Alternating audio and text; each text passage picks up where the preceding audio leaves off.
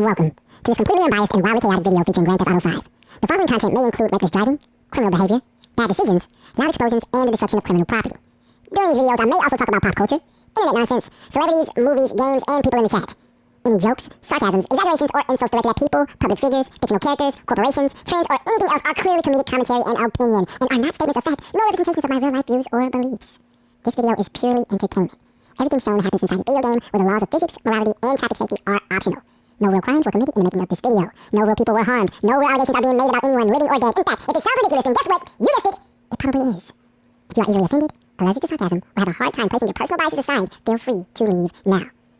Just being unbiased, y'all. Viewer discretion is advised. Oh my gosh, yo.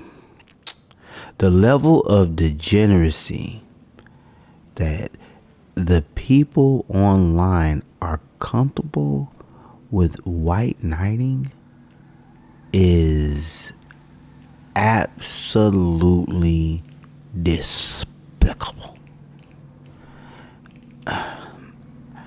There are things that come across my timeline that really, I feel, are planted by the CIA. They gotta be. It's gotta be specifically to run me hot, to trigger me into crashing out and talking about something on my platform that would derail our mission of being unbiased.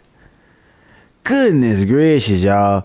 As I'm scrolling, I'm doing my best to make sure that whatever I decide to talk about next is effective, is, like I said, beneficial to everybody and unbiased in its nature. But my goodness, yo, some of the things that I'm seeing nowadays does tend to trigger my personal biases. And guess what is the beautiful thing about that? I have this platform.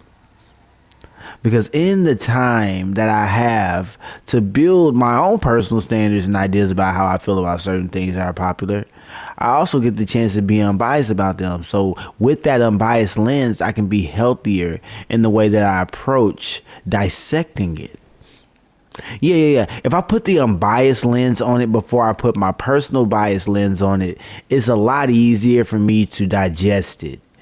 Because whenever you put your personal biases into certain opinion forming or even some fact checking, it'll really blind you, or at least put blinders on you when you're looking for the unbiased truth about what it is you're listening to, or even seeing, or experiencing.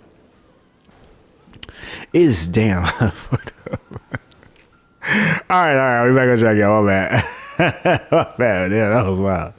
But anyway, it's extremely easy to live in echo chambers. I bring that up a lot because I don't think a lot of people even are aware of the ways that they're dwelling in comfortable spaces.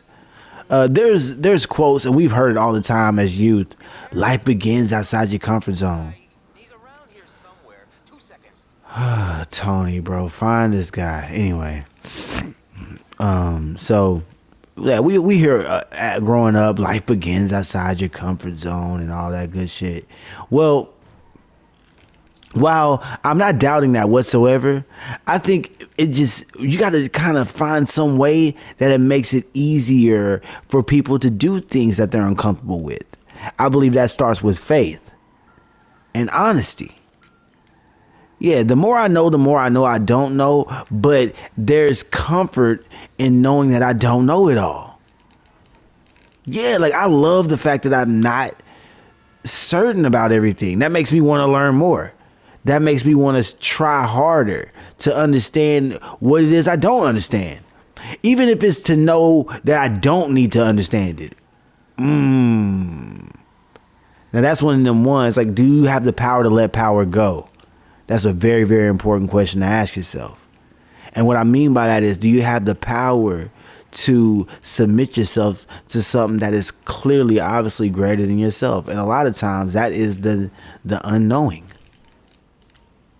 Yeah, we're all slightly comfortable with things that we do know, but are you comfortable with just letting go and letting God and allowing yourself to be, for lack of a better term right now, allowing yourself to be a student of the game again. It is very difficult, especially at our big ass ages, which I would hope I'm not talking like teenagers, but if I am, shout out to you. Hopefully you're older teenagers. Yeah, at our big ass age, it's very difficult to admit, damn, I don't know. But I also think you gotta really try your best to make sure that when you don't know, that you don't make yourself look stupid by being like, well, I'm arrogant enough to not ask questions, man. Because that's what I hate about a lot of people that don't know what they're fucking talking about. They're afraid to admit that they don't know, and then they're afraid to ask questions. Now, man, I've been through so much in my life. The last thing I want to do is be arrogant enough to be like, man, no, I'm not going to ask no question that could possibly give me information that could save not only my life, but the lives of everyone around me. By just imparting more information on me, that can make me more unbiased. I'm not an idiot, y'all. I realize that we all are born to live with everyone, but we're dying to be alone. So with that being said, being unbiased, not only online, but offline, could save the nation. Shit, it could save the universe. Thanks for riding along with me, everybody. Peace.